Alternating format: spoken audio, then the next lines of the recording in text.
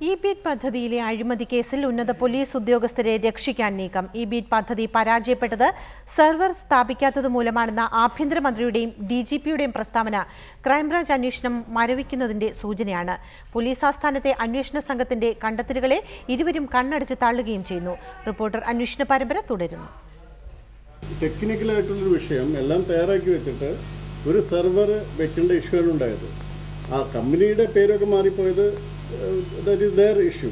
So they are ready to give that, continue that. We are also looking into that. നവീകരണ വിഭാഗത്തിന്റെ ചുമതലയുള്ള ADGP B സന്ധ്യ ഇതേ DGPക്ക് കൈമാറിയ റിപ്പോർട്ടിലെ കണ്ടെത്തലുകൾ കാണുക. ഇ-ബീറ്റ് പദ്ധതി നടപ്പാക്കാൻ നിശ്ചയിച്ചിരുന്ന 7 പോലീസ് ജില്ലകളിൽ ഒരിടത്ത് പോലും പദ്ധതി കമ്മീഷൻ ചെയ്തില്ല. പ്രവർത്തനക്ഷമവുമല്ല. പക്ഷേ പദ്ധതി പൂർത്തിയാകും മുമ്പേ പദ്ധതിക്ക് വകയിരുത്തിയ 1.87 കോടി രൂപ കരാറുകാർക്ക് കൈമാറിയിരിക്കുന്നു.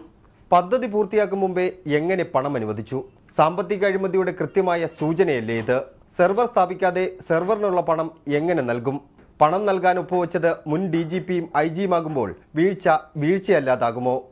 കരാർ വ്യവസ്ഥയ്ക്ക് വിരുദ്ധമായി പദ്ധതിക്ക് കമ്പനി ഉപകരാറുകൾ നൽകിയിരിക്കുന്നു. ഉപകരാറെടുത്ത കമ്പനി DGPക്ക് നൽകിയ കത്തുകൂടി കാണുക. കരാറെടുത്ത സ്ഥാപനം അടച്ചുപൂട്ടിയിരിക്കുന്നു. പദ്ധതി പൂർത്തീകരിക്കാൻ ഞങ്ങളെയാണ് ഏൽപ്പിച്ചിരിക്കുന്നത്. ഉപകരാറുകാരുടെ കത്ത് തന്നെ കമ്പനി പൂട്ടി എന്നതിന്റെ തെളിവല്ലേ?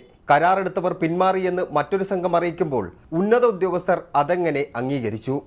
സെർവർ മാത്രമാണ് പ്രശ്നമെന്ന ഉന്നതരുടെ വാദത്തെ അന്വേഷണ സംഘത്തിന്റെ ഈ കണ്ടെത്തലുകൾ ഖണ്ഡിക്കുന്നുണ്ട്.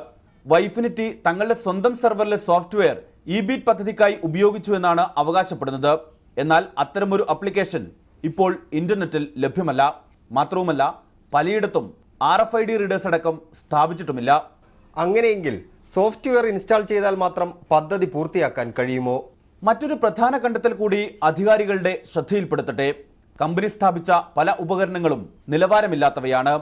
രേഖപ്പെടുത്തിയിരിക്കുന്ന OEM-കൾ മികച്ച കമ്പനികളുടേതുമല്ല. സെർവറാണ് പ്രശ്നമെന്ന വാദം പൂർണ്ണമായും നിരാകരിക്കുന്നതാണ് അന്വേഷണ സംഘത്തിന്റെ കണ്ടെത്തലുകൾ. റിപ്പോർട്ടർ, തിരുവനന്തപുരം.